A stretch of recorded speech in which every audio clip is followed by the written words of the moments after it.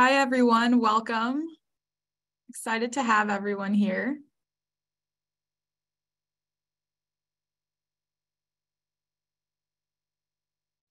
We have a really exciting webinar for everyone. If you guys want to just start by putting in your name, pronoun, and where you're from in the chat, that would be great. Just want to get a glimpse of our audience here.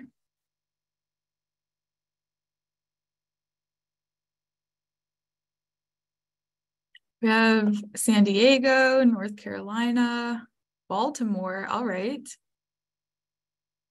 We have Texas. Oh, y'all are coming in fast. Okay.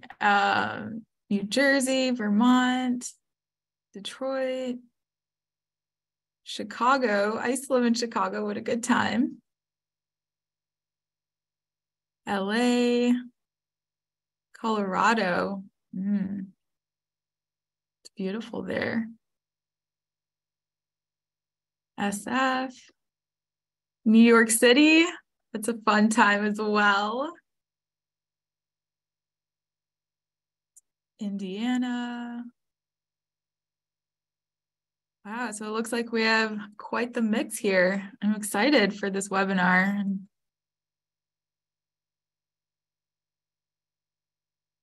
Whoa, Kenya. Wow, well, welcome. I'm not really sure what time it is there, but we're happy to have you.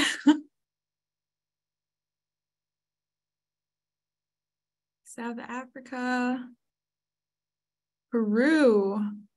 Don't we have quite the globetrotter audience here? Well, I'm just going to go on to the next slide. My name is Khadija. I work with Mentor National, and let's begin. So the first thing I wanted to go over is the agenda. We have a fabulous panel here. We're going to do a few polls in the beginning in like a minute or so. Then there will be an overview and foundation, as well as a few introductions and lived moments. So we'll hear from Alexis, Julia, and Addie. Then we'll have a panel discussion. We will take audience questions. And then we will have resources that will be shared. Whoops. All right, so the questions that I wanted to ask in the poll are, oh my Lord, okay.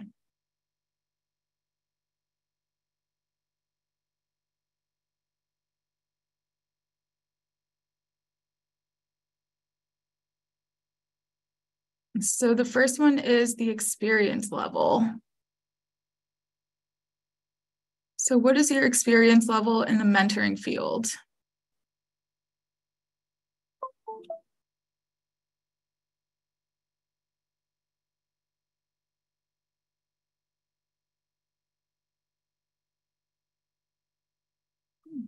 So it looks like we have some beginners.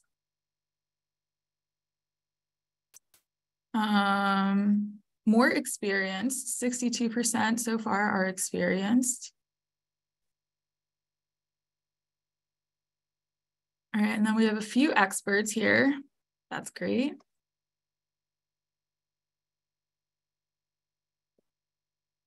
Love to see that. Okay, so majority are experienced.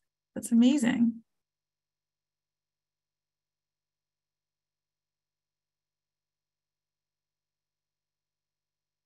Okay, so I'm going to end the poll. Let's see the results.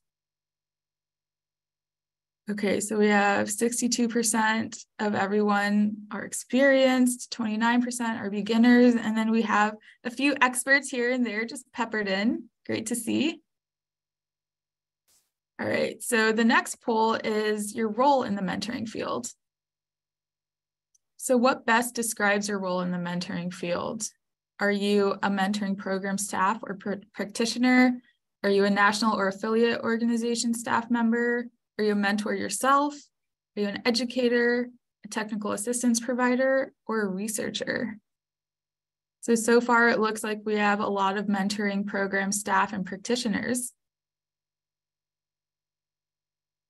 which is amazing to see. We have quite a few mentors as well.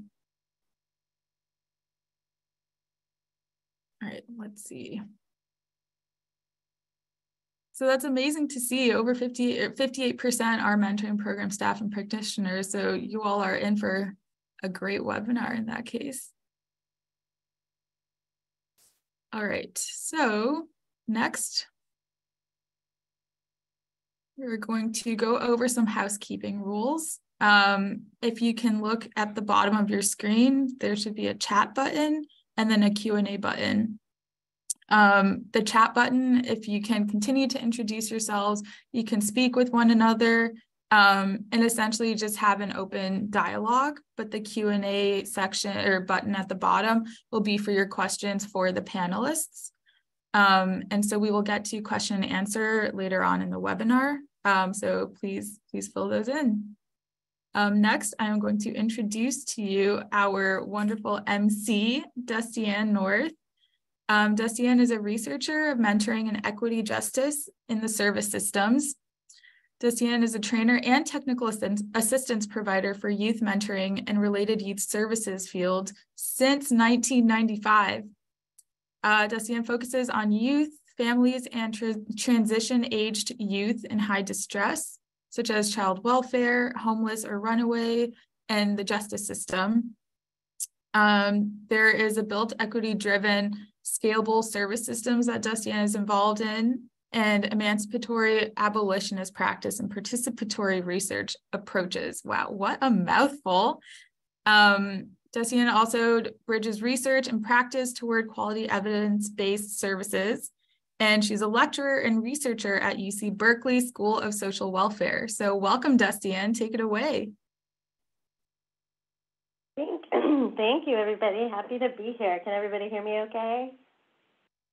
Good, welcome. I'm so excited about our session today. Can we go to the next slide? Actually, if we can, I'm sorry, if we can go to the learning objective slide and then I'll go back and introduce the panelists, that would be great. Oh, yeah, it's further down. Thank you. So yeah, welcome everybody. Yep, oh, you were there. Perfect. So this is a topic today that is near and dear to my heart.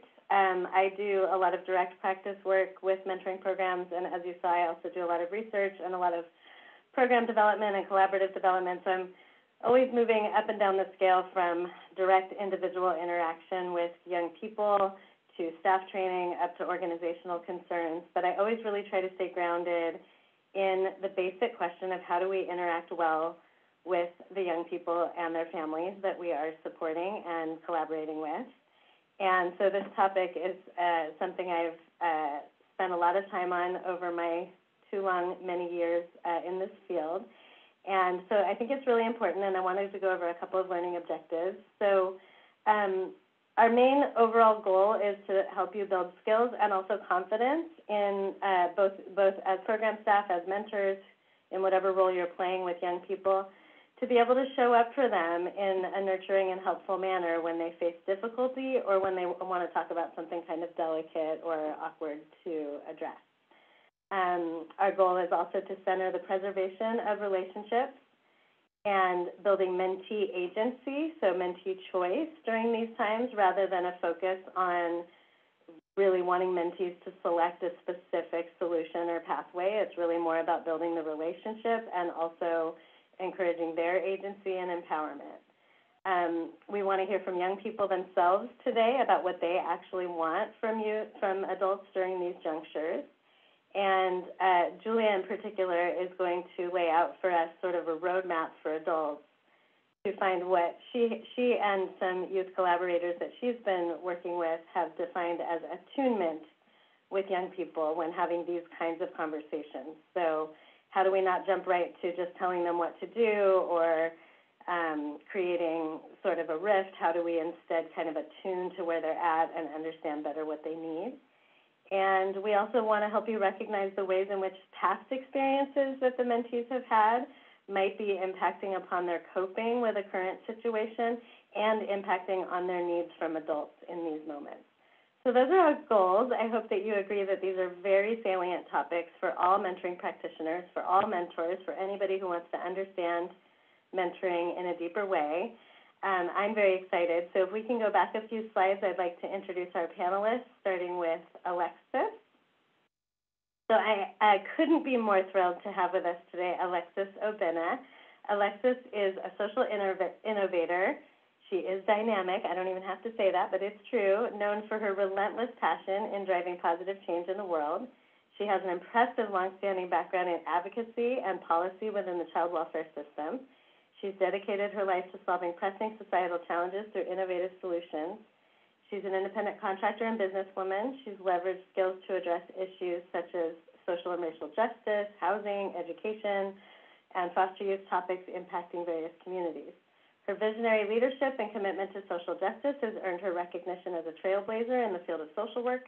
Her ability to inspire and mobilize diverse teams to create lasting impact has sparked a transformative wave, leaving a powerful legacy of hope and progress from the most vulnerable populations. Welcome, Alexis. We're so happy to have you. Yay! Thanks, Alexis. Our next panelist, I'm going to introduce all the panelists real quick, and then we're going to actually hear from Alexis next. So Julia Price is a researcher in the mentoring field. She focuses on processes within developmental relationships between adults and young people, including mentor-mentee relationships, caseworker-child relationships, etc. Her primary focus on the development of attunement among adult helpers is on the attunement, Her primary focus is on the development of attunement among adult helpers and the ways that young people experience that attunement, which is what informs this presentation. Her additional areas of scholarship include the development and study of mentoring programs internationally and the role of social justice in social work curricula. Welcome, Julia. We're so happy to have you here today. Excellent. And our last panelist, who actually is in class right now, so she's going to be joining us at half after the hour. We're thrilled to have her as well. Her name is Adelis Hollis. She also goes by Addie. She's 19 years old, learning about adulthood, and she's currently a sophomore and first-generation college student at Illinois State University. She majors in health promotion and education, and she's minoring in food studies. She enjoys travel and adventure. She had the privilege of studying abroad her first semester in Costa Rica, and she became a social media content creator, publishing her first blog. She enjoys water rafting, ziplining, snorkeling, all the exciting things, including visiting indigenous communities and volunteering and planting trees. She's been a mentor and a mentee as a youth leader. Now she's been promoted to staff at the Neighborhood Boys and Girls Club of Chicago. She's been with them since she was 13 years old, and she says it's been an amazing 6-year journey. And she's also an alumni of First Star, which is a national organization guiding youth in foster care to succeed during and after high school. And now she is the first Star alum to join the National Executive Board. And she's since enjoyed being the podcast host for the Scholar Voice podcast series, which is available on YouTube, as a student advisory committee member. So we'll be really happy to welcome Addie when she joins us after class in a few minutes. Welcome, Alexis. Welcome, Julia. Thank you so much for being with us today, and welcome to all the participants. So let's go ahead and move forward in our slides, and I'd like to hand off to, I'd like to hand off to Alexis. We wanted to start, the lived experience of our young people is not only central to this conversation, it is the leading key perspective that we are aiming for, so we wanted to start off right off the bat with that. And it was actually Alexis's idea to have her and Addie each share a story about a moment they had with a mentor when they were dealing with something difficult, and give us some perspective on what that felt like, what happened, what worked, what didn't work, et cetera. So we're going to start with Alexis's lived moment story, and then Julia will present some of these ideas about what attunement means. And by the time Julia's done with that, we hope that Addie will have joined us and she can tell us her story as well, and then we'll go into some panel discussion. So that's our plan for the day. So welcome, Alexis. Thanks so much for being here. What do you have to share with us today? Yeah, thanks, Destian, for the introduction and everything. Hi, everyone. I'm Alexis Opina, and I'm happy to be in community with you all. As you've heard, I do have a lot of different areas of focus, and mentoring being one of them, because I really have seen both sides of how mentoring can be have some areas of growth and then also just be really amazing and really beneficial to people's lives. And so when I'm thinking about choosing a mentor, I usually think about choosing somebody who meets people where they're at and who has a collaborative process, who understands that it's not just like a mentor teaching a mentee just anything or whatever or something. It's a very much collaborative process where you should be learning from your mentee and the mentee should also be learning from the mentor, and then just form that like general bond and that genuine bond, and also just deliver generational knowledge that a lot of people don't know is so powerful. And I don't have anyone to really give me generational knowledge. And so having a lot of mentors has really shifted me into like an amazing person, and I've learned stuff quicker, and I've just gotten so many different opportunities having a network and having that generational knowledge. And so I remember my mentor who's in the picture now, she was really just like a financial mentor, and she was supposed to help me get like my budget and like different financial goals that I wanted to pursue. But the program was only a year long, and her and I have been talking for at least 3 years now.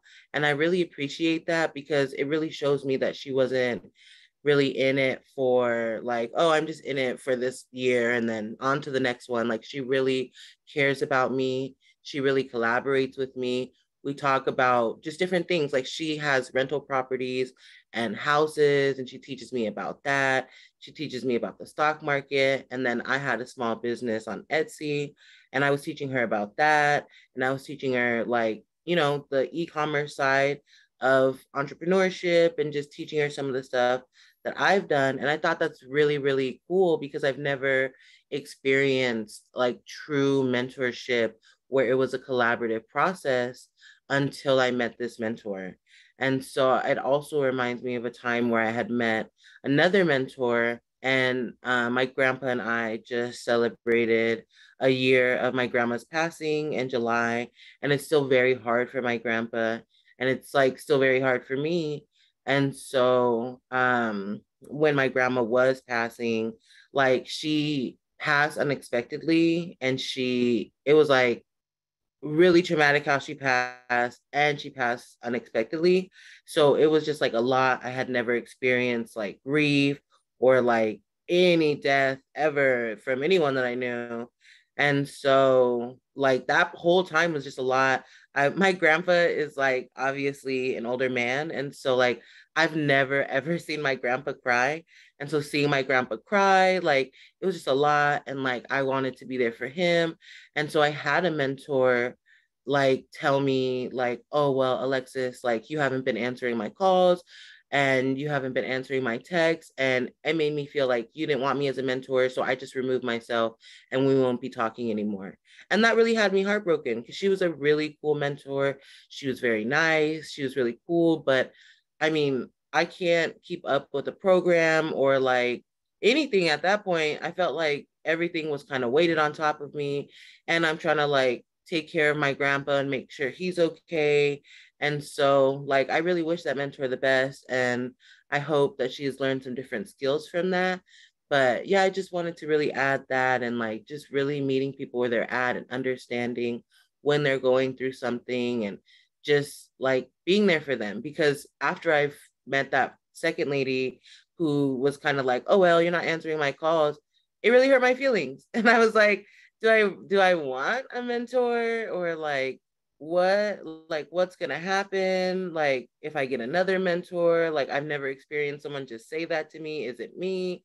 Like, and so I had to go through my own little like talking to myself. And so yeah, I really appreciate my newer mentor who I've been talking to for 3 years, and I just really appreciate all of the work that she's put in to just make me a better person.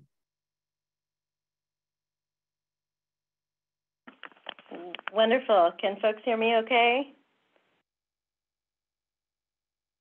Can folks hear me? Yeah, okay.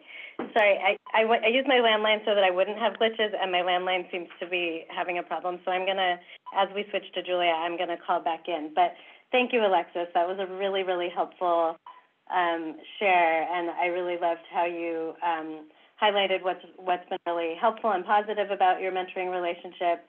And that sounds like that was a really tough moment last year in your family, and I think that's really helpful feedback about how mentors sometimes do and don't respond in some of the best ways, and we'll want to hear more about that. Let's go ahead and go to Julia, who's now going to bring a more conceptual lens to this, but also based on what young people like Alexis have said about their experiences. And Cathedra will help Julia advance through her slides, and I will reappear in just a moment. So take it away, Julia. Thank you again, Alexis, and I'll see you all in just a sec. Hi, everyone. Thanks so much for being here. And thanks so much, Alexis, for your sharing. I assume I'm audible. Dustian, can you hear me okay? Cool. Okay. You know, Alexis's sharing made me think about just the multiple layers of support needed in systems of mentoring, and how much I wish that a staff member had assisted Alexis's mentor in giving some feedback around how that might be hurtful to Alexis to have that person kind of decide to step away, and how we can do that better if we need to decide that, and also ways that we can ideally collaborate with our young person to understand what's happening with them. But it's difficult as adults to kind of do this and know how to do this. And a lot of the work that we've done in the past has been in really trying to help train adults, including staff and mentors, on this concept of attunement. I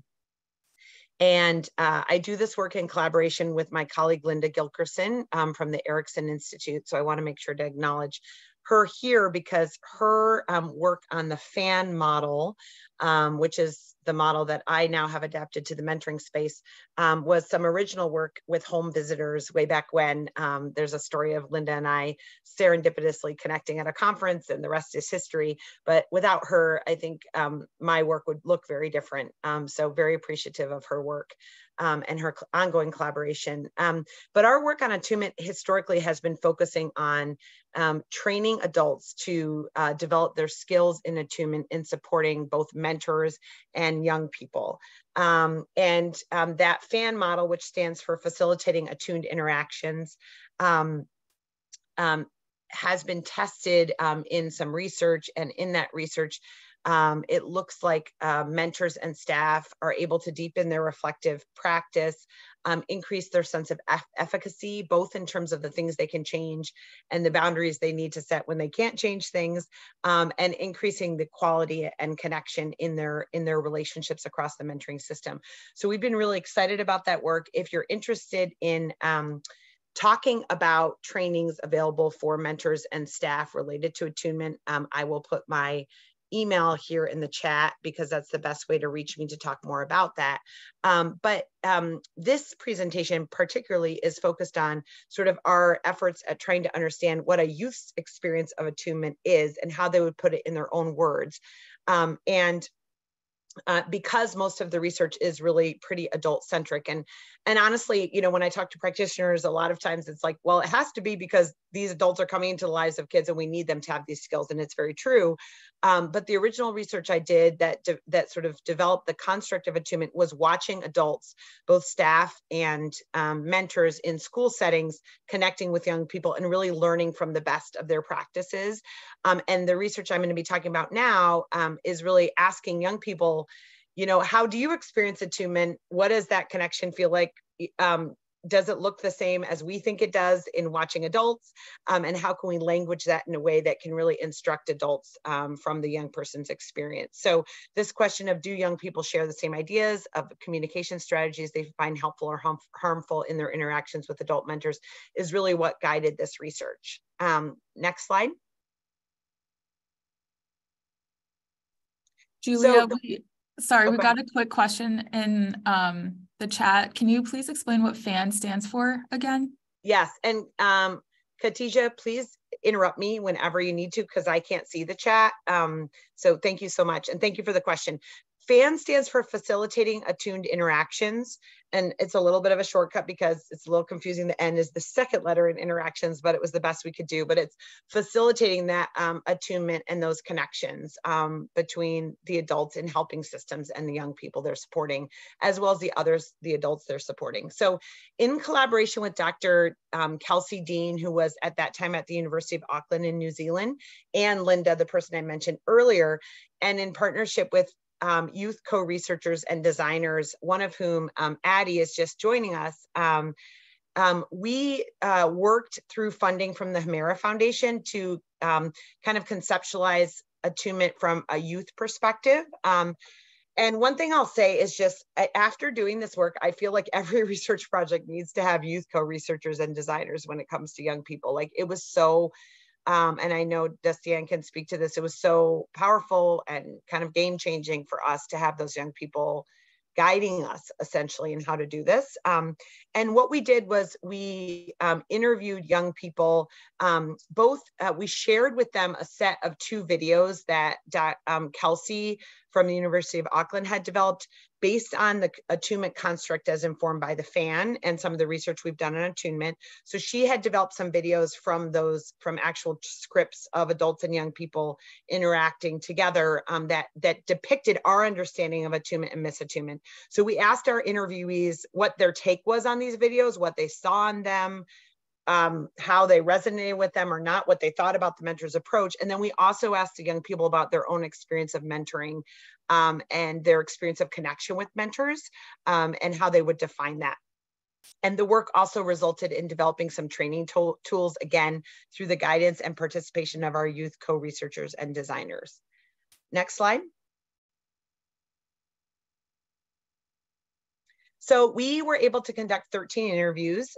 They were done via Zoom because this was on the tail end of the pandemic. We were fortunate to have a really wonderfully diverse set of young people speaking with us.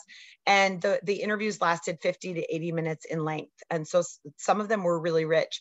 As I mentioned, we varied sort of initially just sharing with them the videos or initially asking about their experience of relationships.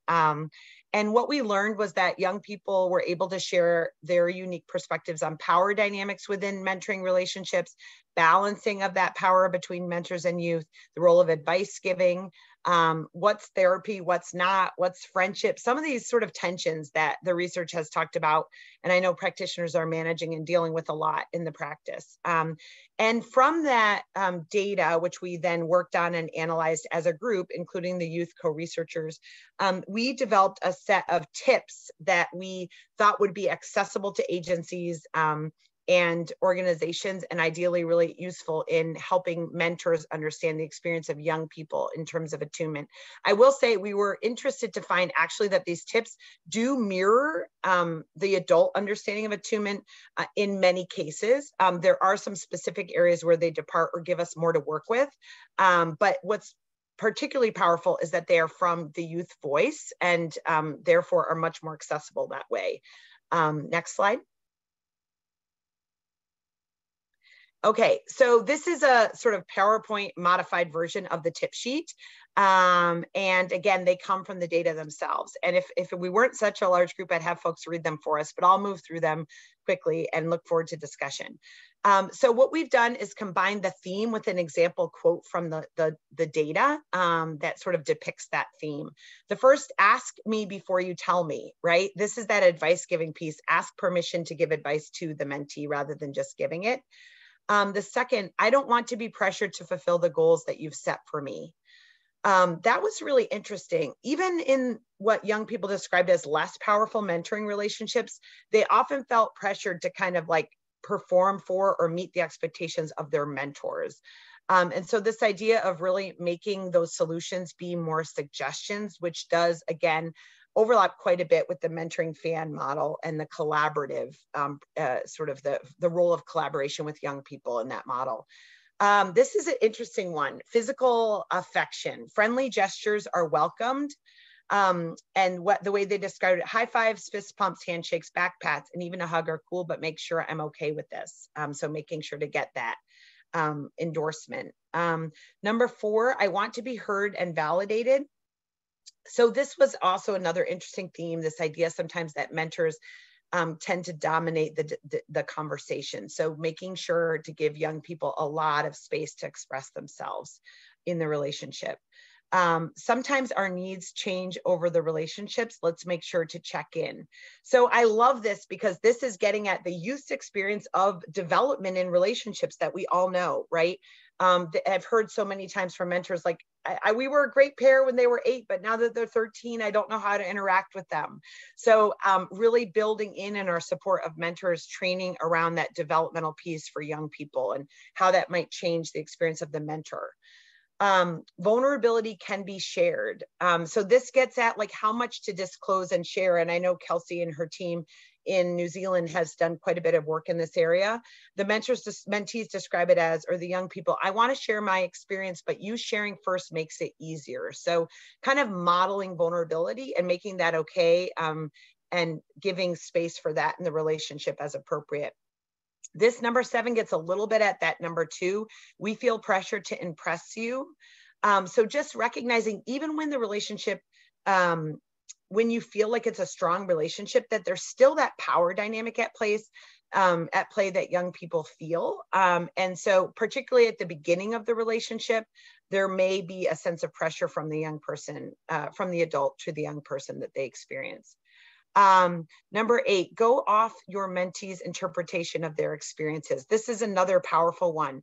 I know my experiences better than you do. Please follow my lead. So kids talk about this experience of like the adult speaking back to what their life has been, and that not fitting what the young person's life has been from their perspective, and really wanting to have a confident sense that that adult is respecting that authority that they have in their own lives.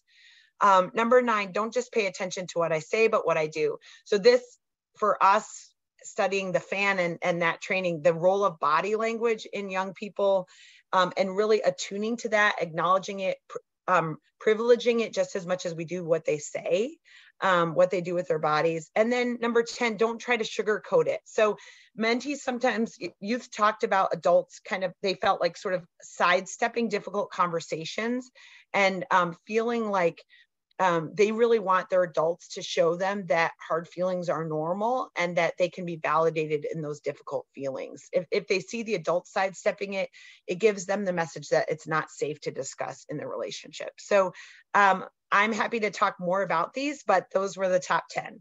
Next slide. Hello, my name is Annalise Hollis. Thank you for introducing me earlier. So a lived moment in my experience as a mentee was, I've had so many experiences, first off, but one that sticks with me is when I volunteered in Guatemala with a program called Traverse. And so it's an outdoor adventure therapy program geared towards high school graduates and like college students unsure of what their next steps are. And so we definitely use the outdoors as a form of therapy. And this summer, we were lucky to go to Guatemala and volunteer at an orphanage and climb a volcano. And I am just so lucky to have gone through this experience. This is me and my mentor, Kadra. We met at my first meeting at Traverse, and actually she was not anticipating becoming a mentor, but she tells me that when she saw me and we were interacting immediately, like I also felt it too, like all of our values kind of aligned, and like right off the spot she asked if I could be her mentee. And it was probably one of the best like feelings ever, just to feel wanted and feel someone wanted to be a part of my life and wanted to help me. But lived moment, it was a really hard time for me in Guatemala. A lot of emotions came up for me, especially being around a lot of youth who did not have any relationships with their biological parents. And just having that shared experience, and also me also having to navigate returning back home for foster care, and just navigating adulthood and all of these different things that come with graduating and moving on, turning the page. But there's still a lot in these chapters that I feel like I still want to work through. But I was feeling very like unwell, like physically, like I don't know how to explain it, but I ended up going outside of our little home, and I needed some space to just be with myself because I just felt it was a lot was happening, and I wasn't. I think my physical well-being kind of externalized to my emotional like imbalances, and I kind of she I think she knew something was wrong, but she didn't directly like ask me. But I went outside, and I just remember just bawling my eyes out. And I think for me, it was a really pivotal moment for me because I needed to allow myself to feel. I needed to allow myself to like express myself and to let go, and that it was okay. And sometimes I struggle with revealing these really intense emotions in front of other people because I don't want to overwhelm other people, or I guess I grew up as a strong older sister, and having to take care of my siblings, and having to kind of put myself aside at times. But I realized, it's really important to also take care of yourself, and it's okay to reach out for help, even when you feel you don't know how they're going to respond to what you're going to say. I think it's really important. But my mentor, she gave me the space that I needed, and the time to reflect to myself, because that's just kind of like how I'm coping, like with my own emotions, to then come back to her when I needed to. And I also didn't show a picture, but the program director of Traverse, Rachel, she was also there with me. Everyone was there for me, and I just felt I was receiving so much love from everyone, but I didn't really know how to take it in. Maybe I didn't express it, or I felt I expressed it enough because I just didn't want to be the center of attention. I didn't want everyone to pause for me. But everyone kind of did. And I just remember Rachel like holding my hand, or like helping me up the stairs. And it was like at my lowest that I just realized that like this world was not meant to be lived alone. And I I just felt her love, even though it wasn't there was silence. I felt loved in the silence. And after that experience, I also felt physically better. So I think the emotional and the physical kind of parts of me were kind of coming together. And yes, that was one of the lift moments that I feel that I grew from. Um, so yeah.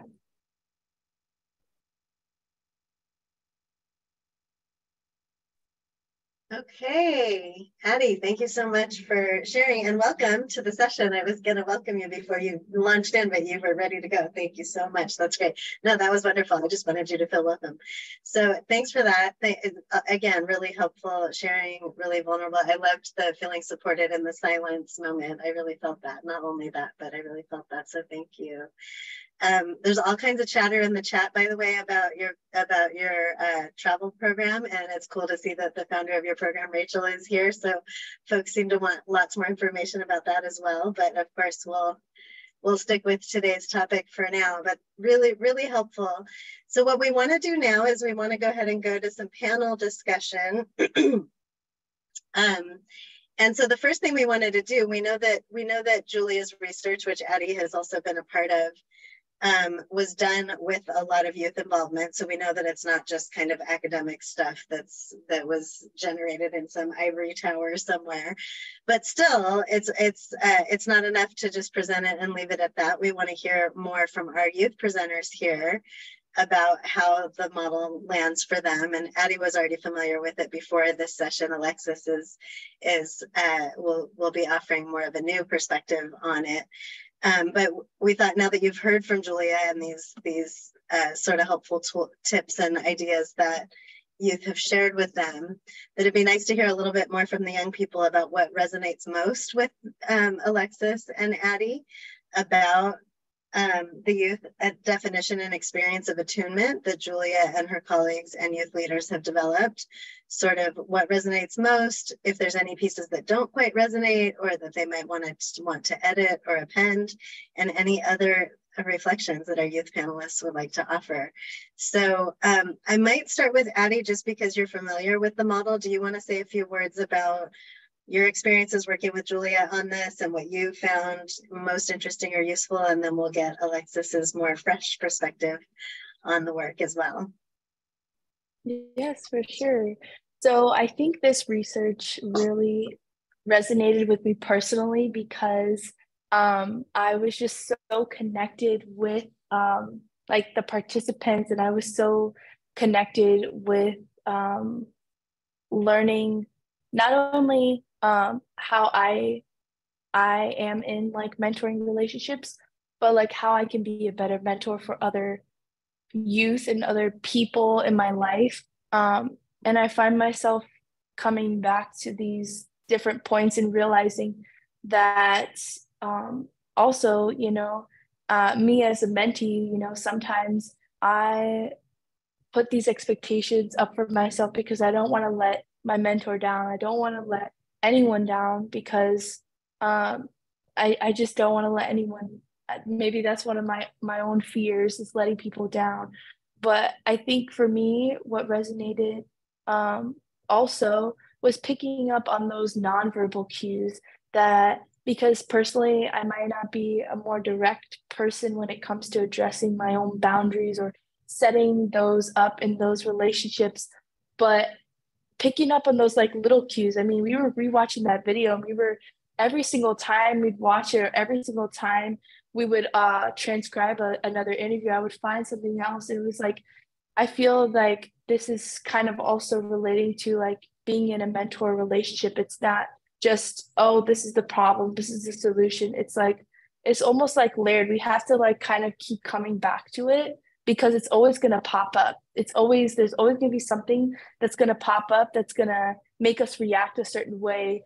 But if we can come back and like collectively, like maybe understand, like, you know, where these feelings are coming from, and how do we express our individual needs as mentees and mentors too. You know, it can be a lot, and it goes two ways. I really love the importance also of like being vulnerable is like a two-way street. You know, it's not only like the youth is supposed to reveal their trauma and like just leave it there, and it's just like, that's a lot. Like, okay, but like, how can we kind of relate to one another? How can we like find joy with one another and kind of find like the positives? So I relate a lot to the research. Wonderful, thank you. Yeah, great perspective.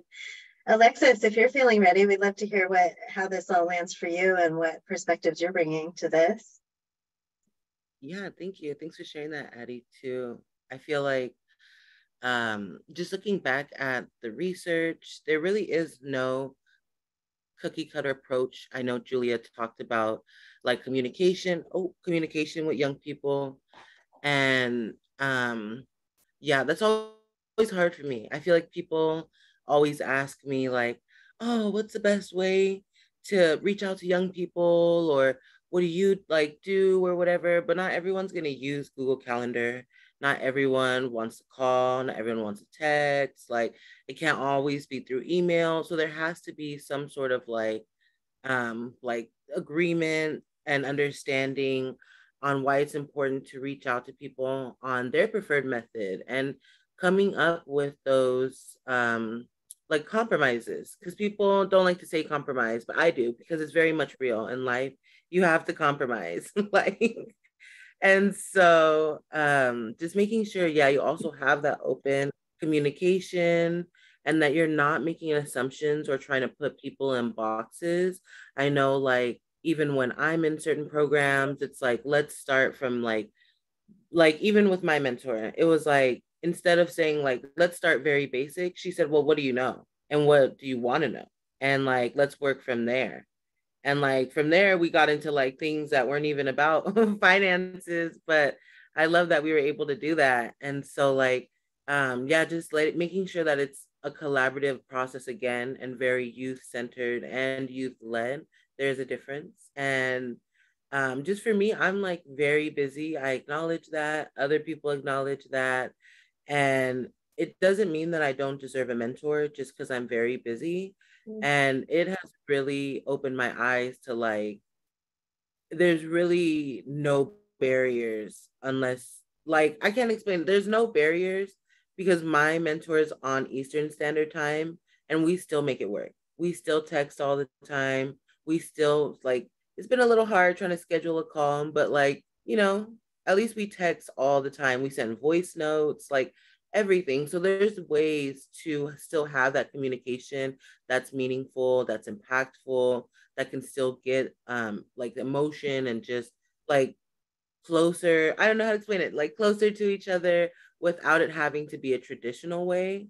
And then I know that Addie brought up like barriers and not barriers. Oh my God. Boundaries. And so I'm definitely the type of person who sets boundaries.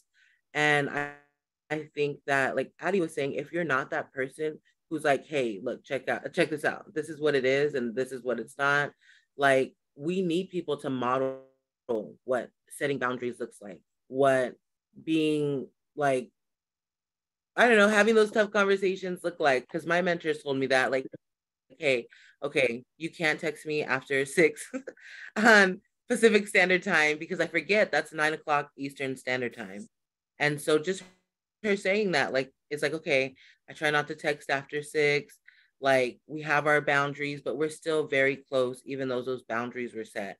And so, yeah, that's kind of my thoughts on it and some of the things that popped up for me, and just really making sure that it is a two-way street. I cannot stress that enough. Wonderful, super helpful. And I love that you brought in the modes of communication piece of it. I think that it's so important today in general, and it's a layer that we sometimes forget. We imagine that we're already in an in-person conversation and let's talk about communication skills now, but it really does make a difference if you're texting versus in person or on email or on Zoom, etc. It makes a difference how you interact. And to your point, there is no one best way. It's really about the two parties coming together and saying, hey, how do you, what's the easiest way to reach you? Where are you most likely to respond? What hours are good for you or not, etc. Absolutely. I think that's such an important part of things in today's tech universe that we don't always talk about in these sessions. So really, really appreciate you bringing that. Julia, I think this was a chance for you to kind of take in so Cathedra, we could go to the next slide. And if Julia wants to kind of respond to some of the things that Alexis and Addie were highlighting, that would be great. Thanks so much, Dusty Ann. And I just find myself sitting here thinking, like, I know I said this earlier, but like, how valuable is it to have Addie and Alexis here? Like, they're making sense of things that that they experience differently than like a 40 or 50 or 60-year-old. Like, I think particularly as it relates to modalities of communication, like I hear so often from mentors, particularly those who come from a different generation, say that of the mentees is just, they have a certain set of meaning they attribute to like meeting in person or having a regular Monday thing or text messages versus not, and I feel sometimes like we are literally speaking different languages right now. And when it comes to the use of technology and the meaning we ascribe to it. So like Alexis was saying, like, we text all the time and that's what I need. Like, and how do we help that mentor understand that that's what is meaningful for Alexis, and maybe gradually understand the mentor, help the mentor understand what meaning it holds for Alexis, because the mentor might not ascribe that same meaning. She might think like, I just wish Alexis would pick up the phone. I'm making this up, Alexis. I'm not sure if this is, I just wish she'd pick up the phone, or they'd pick up the phone. And here's Alexis sitting there thinking, this is so great for me. This is exactly what I need. It fits with my busy life and I feel so supported. But there has to be that cross communication. And I think that's where staff often come in too, or like other supportive adults, because the role of mentors, I think the other thing I've appreciated is like it's difficult being a mentor, because oftentimes folks don't know what their role really is. And so it is such a flexible role that it sometimes makes it because of its flexibility, it can create anxiety for mentors, because they don't know if they're doing it right, or if they should be X or Y, as opposed to like if they're a teacher, or if they're a parent, or if they're a coach. Mentoring can be a hybrid of so many roles. And so I've been struck by how much those support folks in agencies or in churches or other local initiatives, how important those are in helping translate sometimes some of these things. And ideally, in the example Alexis was just giving, they have a relationship with their mentor where they can say like, I love your text, thank you so much. And the mentor's like, oh, great, this is working, and they can understand that from their perspective. So that's one of the things I think is really powerful. And it gets back to this idea of like cue reading and flexibility in these relationships, and really helping those adults learn those skills. The other thing I wanted to mention as it related to Addie's sharing was how powerful it was to hear about that shared vulnerability. The way that like her mentor didn't exactly know sometimes what to do and just gave space. And then the way you described it, I think, Addie, like we walked up the stairs and she helped me come up the stairs, and you're describing it like you're still there. And it strikes me how powerful that was for you, that like accompaniment, that sense I don't have to do this alone. And again, attuned mentors can see that that's what Addie needed, and can give that space and can manage their own anxiety about what's happening enough to be able to accompany Addie in that moment. And I think the other thing that Addie shared that I think is so important for us to remember is like, Addie didn't know how to share her feelings. Like the vulnerability she was feeling was somewhat new. And our young people are engaging with like new experiences regularly. And there's like so much modeling that can happen. And I think that's where that shared vulnerability piece also makes so much sense, is like, I don't know how to ask for help. I've never done this before. Like Addie was saying, like I've built a self that's like really largely relying on my own capacities, and I'm a leader and I'm all these things. And here I am engaging this vulnerability, and it's new for me. And so last thing, so much to think about, but like that the piece I think that was raised earlier about development among young people and how those needs change. So I'm thinking of Addie kind of like leaving adolescence and moving into adulthood and engaging all these things for the first time. And how do we prepare mentors to work with an evolving Addie, right? Like if Addie is fortunate to have an adult that's been in for 8 years with her, or 6, like Addie's very different now. How can we support those mentors in reading those changing cues for Addie about what she needs that are really developmental in nature? That help seeking she's looking for now, it holds a different meaning than it did when she was 12 or than it did when she was 8. And related to that too, like I'm struck by how much as our mentees get older, they have so much more agency in the relationship, and like how we can help mentors. It's not like we're just meeting after school on a Wednesday at 3 o'clock with an 8-year-old anymore. Like Addie and Alexis can text and do all the things and make calls and do calls and decide on things differently. And so how do we help support mentors in reading those cues and evolving with their mentees in some ways? Excellent, thank you. So this is great. So now we kind of understand more about the attunement model and how the young people here are looking at the model. We want to have a little more panel discussion. I'm both looking at the time and the questions that are coming in. We have some more questions we hope to discuss just among the panel first, and we do have a few questions coming in from the audience. We're not inundated with questions from the audience, so my vote is that we'll continue with our panel questions, even though we're getting close to the 11 o'clock hour here in California. And do a little bit more discussion within the panel, and then we'll turn to audience questions a little bit after the hour, if that works for everybody. So, so thank you all for really hashing through the attunement approach. And if we can go to the next slide.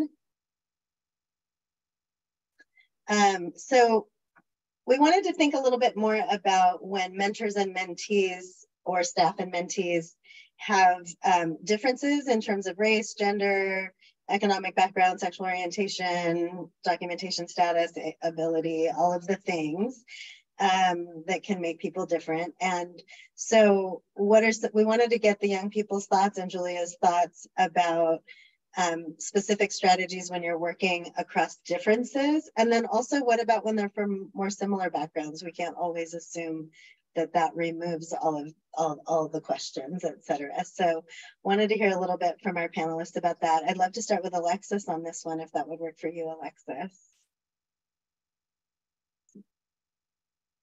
Sure, thanks. Yeah. I have a lot of different ideas kind of racing around my head. I think it really just depends. I think, yeah, staff at these mentorship programs, I've done a lot of different like Google Forms or like take this quiz and we'll try to match you. And I feel like those are cool. Those are they're like half of the work. They're effective to a point, but there has to be more than that. I feel like there could be like some like speed networking or something happening between mentors and mentees, only because I've gotten some mentors who are like big power players. And I feel like, oh my God, like you don't even relate to me. Like I appreciate that you're here helping and like you're supportive, but like you just don't understand. And like it's really hard to like go back and have to teach somebody and then get into the work. And like I don't want to teach you like what foster care is or like what the experience is, or like I need people to like, you know, like work with me. And so like also just thinking about that, like when hiring mentors or onboarding them, I know like people have a lot of really good intentions, but they also need to come with some like education, like, or at least very basic knowledge of like the population they're serving or the people that they may be interacting with, or do some trainings around whatever, whether it be cultural competence, or I know we were talking about trauma-informed care or what that is or what that even looks like. And so, yeah, and then I've had some programs where they'll check in with me and be like, well, what do you think of your mentor? Or like how's it going? And I've had some that were like, all right, peace. Like we made a connection and you guys got it. And it's like, no, we don't got it. And like, we don't know how to say that sometimes. And so I think it's also just, I really appreciate some questions where they ask like, who do you want to be matched with, whether it be in terms of background or race or gender? Because I've had different mentors. I don't think I've ever had a man mentor, but I've had a lot of women mentor. And I think for different areas, that's important to have the different perspectives. Like for my financial mentor, like we really relate to each other. So it's easy to talk about finances. If she was like a super millionaire, I don't think I could even like talk to her about these kind of things, because I'm like, do you even budget yourself? Or like, do you even know what this is? Like, or do you just have an accountant? And so like, yeah, just thinking about that, I really think that everybody should be a part of the mentoring and having mentor check-ins and just making sure that not only us mentees, but also mentors feel like they got it. And like you guys were saying, like they're not lost and they're not trying to figure it out and they're like scared to reach out. So yeah, I'll pass it to you guys. Yeah, no, that is so helpful. And I love that Alexis was pointing out issues right from the actual moment of interaction, but also things like matching practices and training for mentors, et cetera. More and more programs are doing a little bit more self-selection of matches, either giving the mentors and the prospective mentors and mentees a chance to get to know each other a little bit before matches are made, or even the mentees get to select their mentors. Some programs still, a lot of programs, of course, still do the like everybody fills out a questionnaire and arranged marriage approach, of like how I like to think of it. And all of these things are viable, but it's a really good point about giving youth a little bit more agency in selecting their mentor or multiple mentors. Sometimes we need more than one type of person in our network. And a great role for mentors to play is to help youth build other relationships and stronger networks overall. So, but Alexis, I thought really got at some great nuances about difference and similarity, and you know, how somebody coming from a certain place might understand this piece about her, but not this other piece, etc. So thank you for that really nuanced understanding of what we're talking about here. That's really helpful. Addie, do you have anything you want to share about difference and similarity between mentors and mentees, and especially if it comes up in particular about difficult issues or moments? Yes. So I just had one thought around how can we like improve like the matching between mentors and mentees. Alexis, you had mentioned a good point about, you know, not really feeling that the mentee or the mentor is really seeing you and can relate to you. And it kind of reminds me of a show I think I watched. I think it's like it's like about how different youth who are looking for like permanent home, they kind of choose their parents.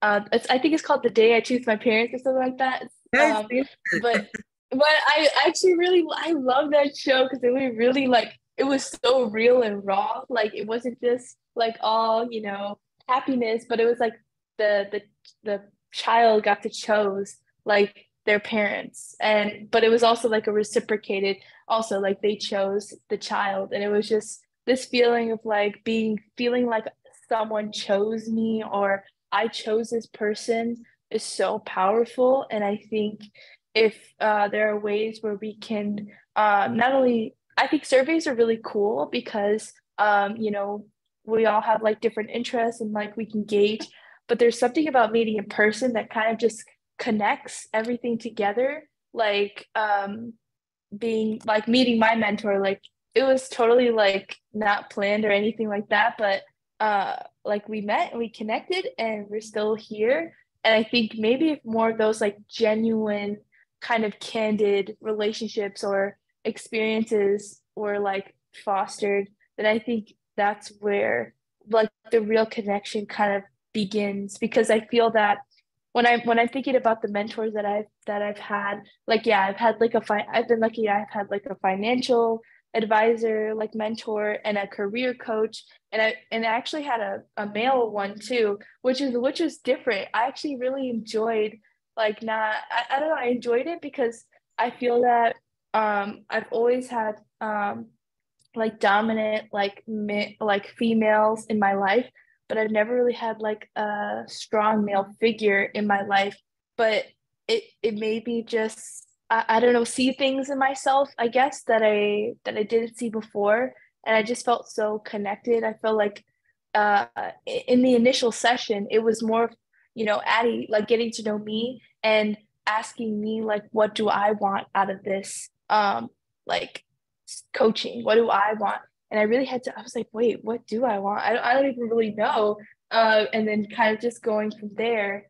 And what about when mentors and mentees are from similar backgrounds? I actually really appreciate that we do have some common like interests, but I also love that we're like different people. And like, you know, my mentor, you know, she's a big gamer, and like I think that's so cool. Like we don't have to be like, you know, the same person. Like we can be our individual selves too. It's not like, oh, on paper, like, oh, check, I check the boxes. You know, it's more than a checkbox for me. It's more does this person see me? Do I see this person? Do I feel that like the energy is reciprocating? Because I feel like sometimes I feel like when I talk, I get more energy, and when I see it like reciprocated, it just makes me feel good. Like if I'm sharing something, but if I'm sharing something and like the person responding is like, okay, next, I'm like, oh, okay, I kind of maybe close down a little bit, or like my energy kind of like lowers. I'm like, okay, maybe, and then I start second guessing, okay, what am I, is this right? Like, but I feel like when the energy is reciprocated, like race, gender, economic background, I don't think you're really like, of course it exists. It undeniably exists. And I think, but I think that if that genuine like will to just be present with someone and like do it for genuine reasons outside of any external like validation or anything like that, like, you know, my mentor's like Addie, like I'm really here for you, like seriously. And it's just like, wow, like actually people are here for me, like not just because, you know, I'm a good student or I've achieved this or anything externally. It's like they just want to support me because I'm a good person. And I'm just like, wow, like, you know, I think that's not maybe as common as I'm used to, but I think that there are people out there and it's okay to like let people in. Um, so I think it's a growing process too, you know, it's like maybe people mentees are not as open with their story or um aren't really, you know, but it's like finding that person for you. Like there's going to be that person for you. So it's not that there isn't, you know. That's great. Thank you. Yeah, great thoughts. And I saw that Alexis was agreeing with a lot of what Addie said, and folks were piping up as well. Really good stuff. And you guys have been, I think, complimenting each other's points really nicely. What I think we'll do, so we have two more questions that were really important to get to. And I think what I'd love to do is stick with the youth presenters for a little bit longer and have them answer these two questions. And then Julia, if you could kind of address in a holistic way anything that's come up that you want to kind of tag back on when we get through the two questions, I think that would be great. And then we'll do a few audience questions before we end in about 22 minutes. So we're doing good.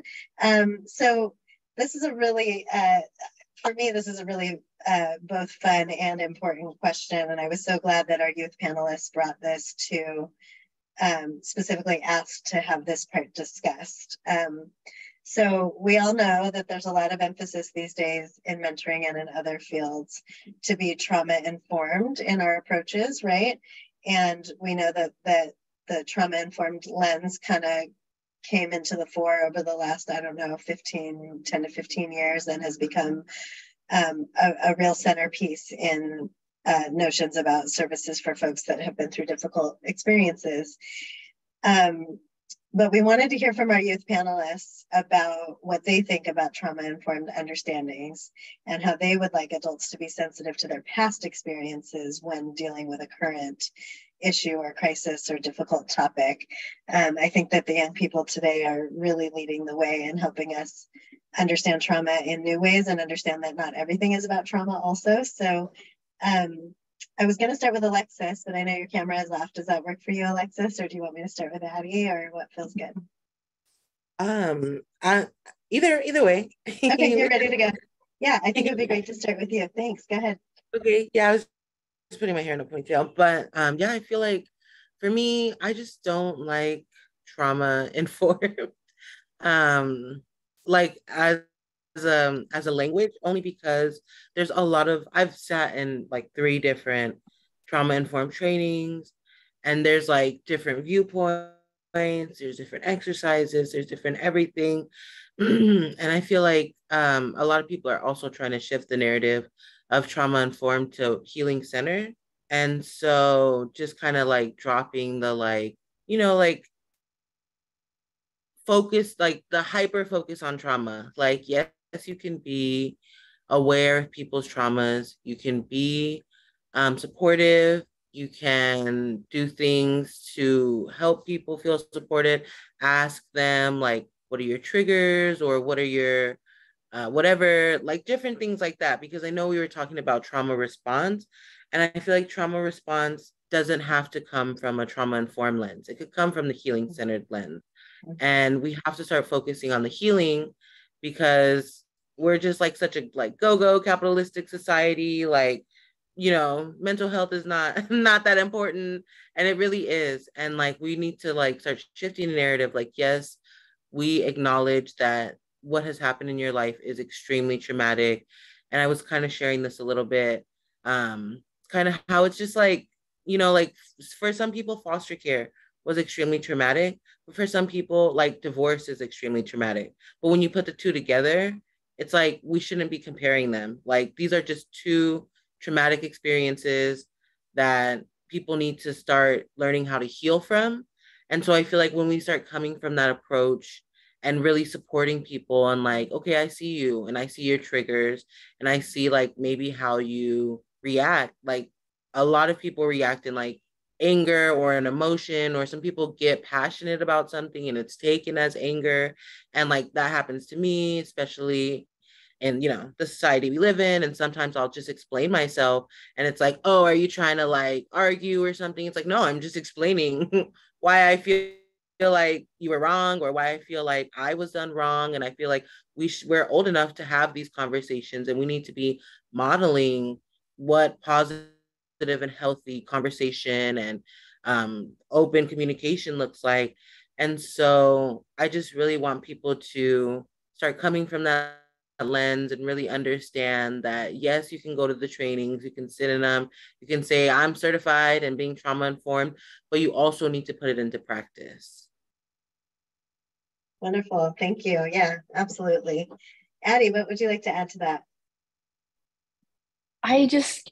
My mind keeps saying healing center, healing center. And I think that I love that. I had never heard that before, Alexis. I think I love that word because, you know, we're not trying to like, we're kind of trying to improve this trauma stigma, this kind of, oh, I have trauma, but also it's kind of just tossed. We were talking about this earlier about how it's kind of overused today in society, you know, trauma, trauma, trauma. It almost casual, I feel like too casually, that I feel like it's kind of losing its like meaning or its purpose. Like, you know, when you say thank you too often, or you saying word like, is it genuine? Like what does that really mean? But healing center, it's so it's almost like a positive reinforcement. It's like you're in an interview, right? And they're asking you what's something that what's like a weakness of yours, and you know you say the weakness, but you say like how you're going to overcome this. And I feel that healing center is identifying ways in areas in our lives in which that we want to enrich, but from a like a positive, more positive mindset. I feel I really, really resonate. I'm sorry. All I feel is healing center, healing center. Like, oh, that just makes me feel so good.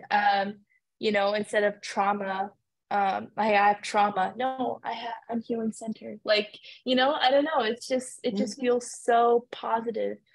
So thank you, like, for saying that. And I think there's a time and place for like more to, instead of trauma informed, but to how can we help people, even myself. Like at times I'm like, I don't even know how to help myself. Like, how is someone gonna help me? How is someone gonna pick up on like how to read me? But in spaces where we're working with, not working, but we're in a relationship with different youth with different needs, different experiences, different backgrounds we may not even know.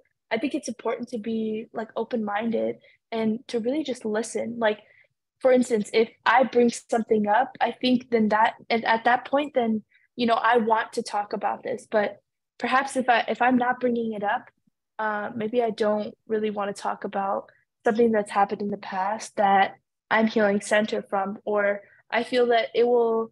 I feel like it comes when naturally when it comes, it feels more intuitive instead of forced.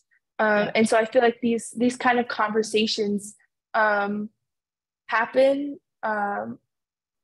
Personally, I feel like the best atmosphere when more difficult situations are coming is when I'm doing something like active, where I'm outside and I'm doing something, when I don't feel like all of my energy is kind of stuck on this one period in my life and just reliving those experiences.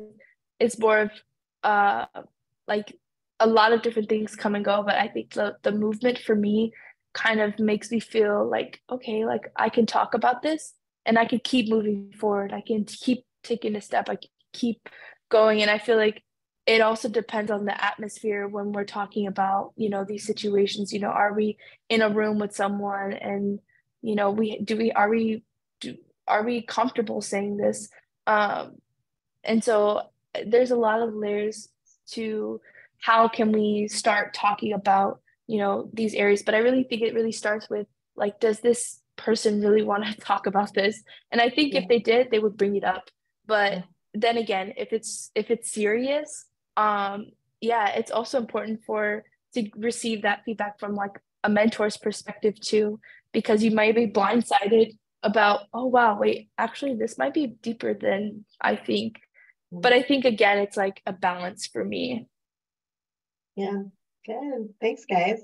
And I also love the healing centered label. I think it's nicer than trauma informed. And speaking of labels, we didn't specifically introduce Alexis and Addie as both having come out of foster care backgrounds, but they both, I mean, we didn't say our panelists are former foster youth, because they are so much more than that, but they do both have that experience. And it was former foster youth in Los Angeles that have been working on this healing centered model. And I had really hoped that that language would come out today. So I'm so glad that it did. Thank you, Alexis, for bringing that forward. So the last question we wanted to talk about among the panel, and I do see quite a few questions coming in from the audience, but it was really about boundaries. And it was really about, so how do we respect boundaries during times of difficulty? Because I think those are moments where, you know, if a young person's asking for help, we know we want to lean in, but that doesn't mean that we just charge right through, etc.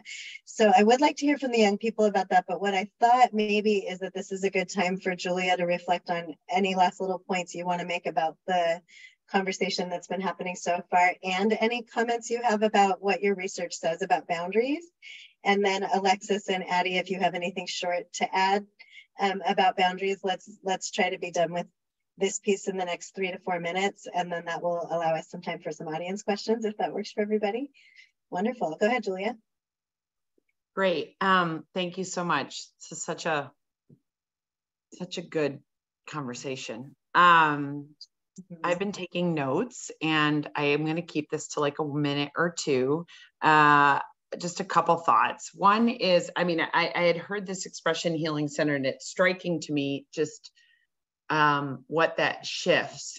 And I think we, in the fan work that I do, the training of adults, like one of the practices is to kind of offer questions that the adults can ask mentees at the beginning and end of their time together, and adapt those questions. But the idea is a trauma-informed concept of like kind of containing the experience and giving the young people more agency around how they know when the time is beginning and ending, and can kind of share what they want in a scoped space a little bit.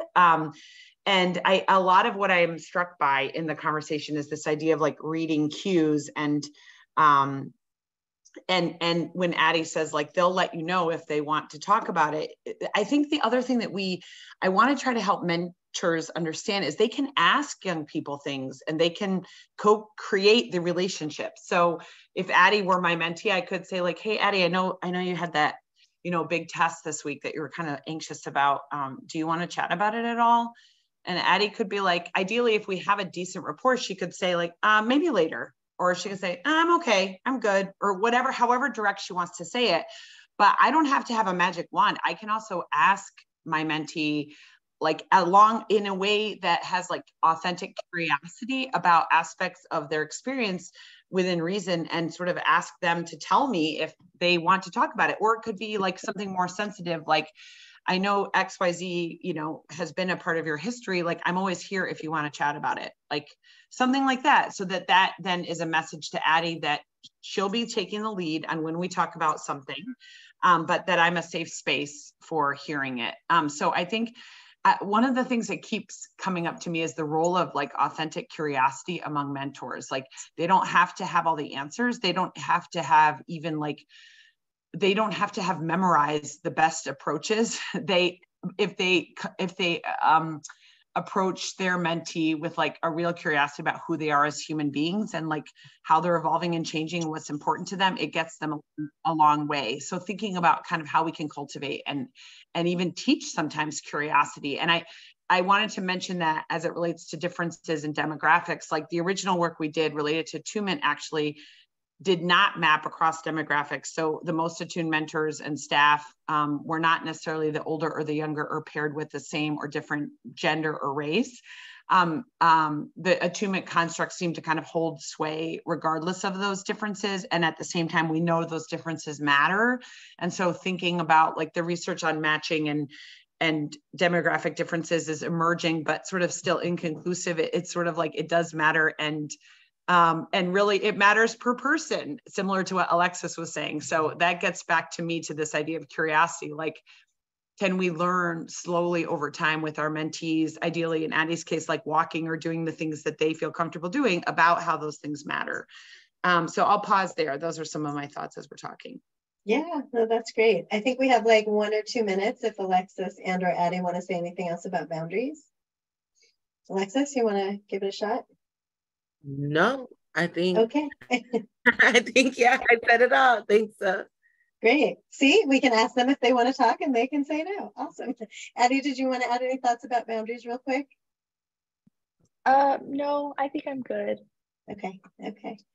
Great. All right. Well, let's go to some audience rich ones coming in, and Kathija's been tracking them for us, so I'm going to hand it off to her and let her choose some juicy questions. I think we can go, why don't we go 6 minutes on this, and that'll give us time for just a couple minutes of closing. Does that work, Kathija? Yep, that sounds great. Good. All right, so one of the first questions was, once a mentoring relationship has been damaged, what are suggestions or steps you should take to repair that?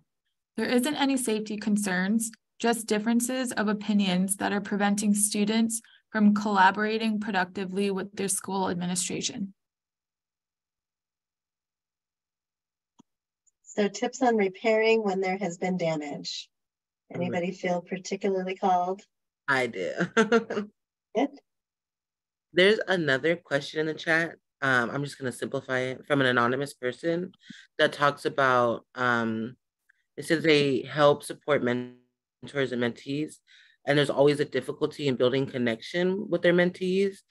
And I feel like that also ties into this one, because all too often people are like ready to jump into the work. And I say this to a lot of the jobs that I work with too. Everyone's ready to jump in the work, but nobody takes the time to community build.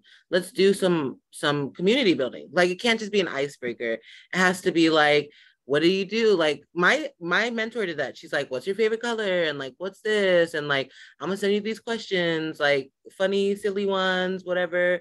Can you answer them? And it's also a way to bond. And so when you have those difficult conversations, when you need to like fix situations, you can say like, well, you guys have been doing so good. Like, I've had situations like that where it's like, you know where their heart is, or like, you know how they are. This is just like a hiccup, or like maybe they said it wrong, but they're learning from it. So just acknowledging also that when there is some sort of anything that arises, that there's room for growth, there's room for forgiveness. I think all too often we're so ready to argue and give like toxic communication that we don't realize that giving constructive criticism, giving feedback that people don't want to hear, and sometimes just giving negative feedback on programs or people is very much real and very much necessary to complete open communication. Great, absolutely. Any other comments on that question real quick? Yeah. Yeah, I just, actually, the repair concept is core to the attunement sort of approach that we teach adults. And the idea is like, we are actually most often not perfectly attuned, and we're missing a lot, and we're distracted, and we steamroll, and we're whatever we are. And so helping adults grow in their ability to acknowledge and repair missteps, and really helping young people see that and learn from it as well. And just having a space in the relationship to say like, and that being said, I don't know the unique sort of specifics of this question, but again, the role of support people in helping with that, like if the adult isn't confident, or if the question or the problem extends beyond what they feel comfortable addressing, like doing that as a group. And I think Alexis's comment about building community is really important around,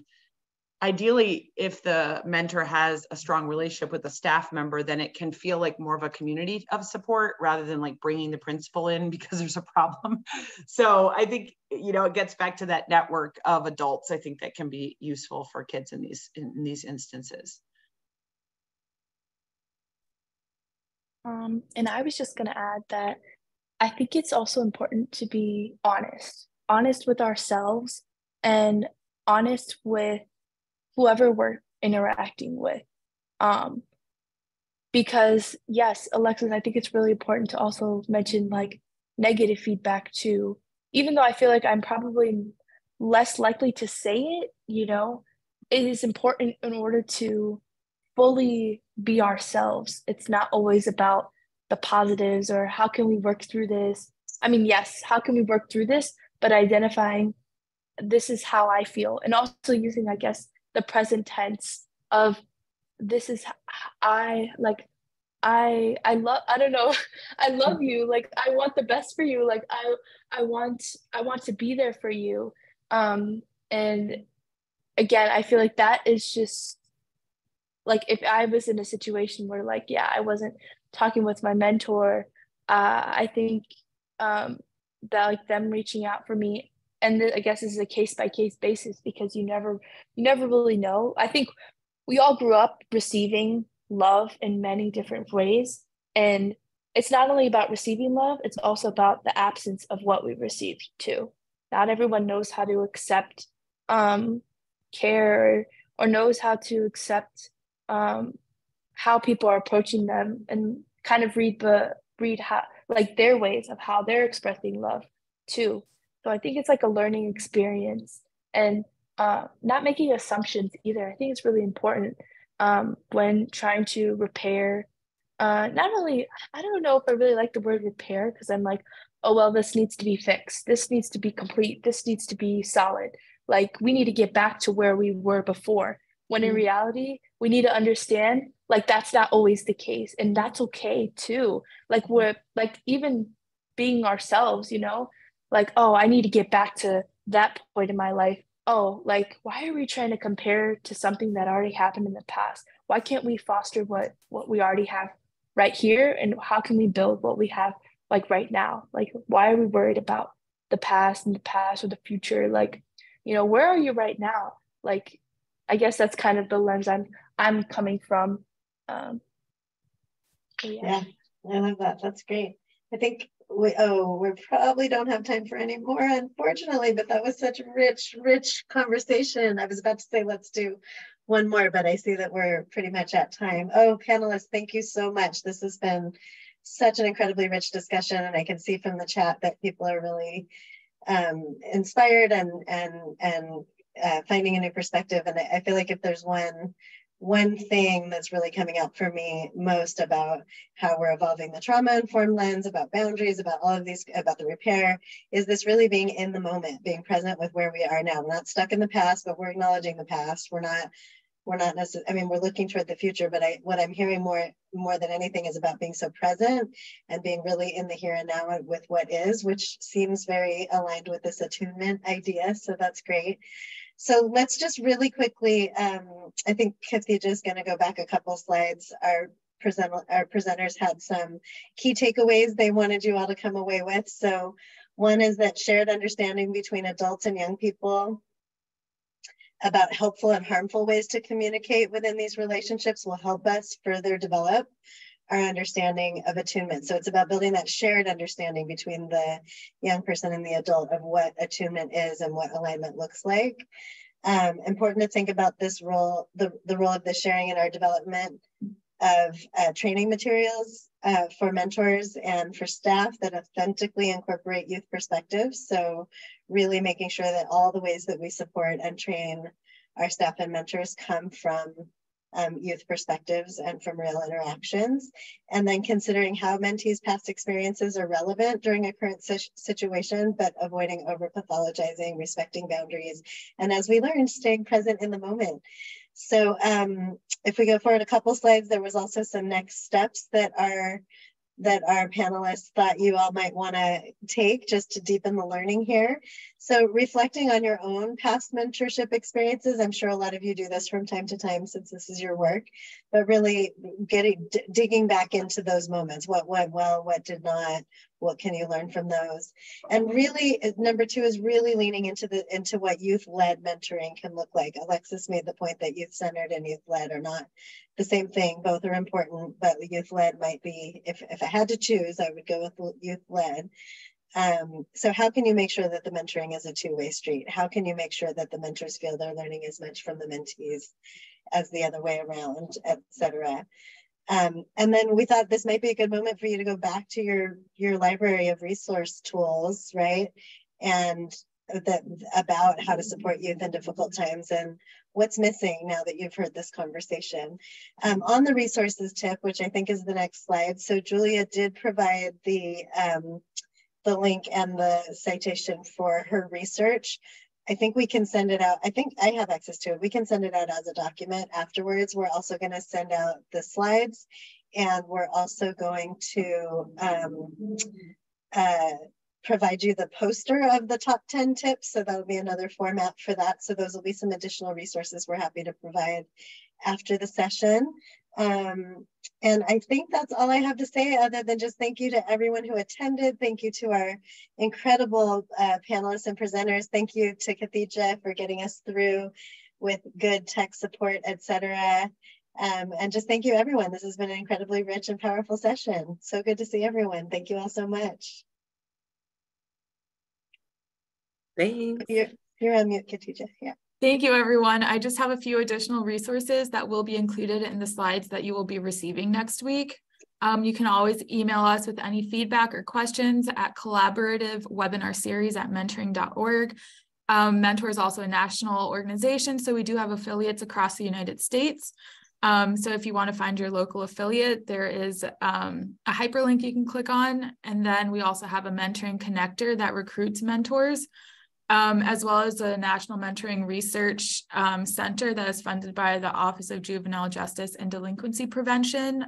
Those links are also in this slideshow. The last thing I want to say was we do have a 3 to 4 minute anonymous survey. It would be great if you can complete it. Getting feedback is very helpful for future webinars, specifically like topics that people want to discuss. And in a few days, you will be receiving the slides, this recording of the webinar, and additional resources. And they will also be on Mentor's website. So next month, we have our next CMWS webinar. It is on neurodivergence and mentoring on September 21st from 1 to 2:30 p.m. Eastern Standard Time. I wanted to thank our panelists one more time, and I hope everyone has a lovely day. Bye, everyone. Yeah, thanks, everybody. Great job, team. Bye, thank you. Yeah, so great to work with you all. Thanks, everybody, for joining.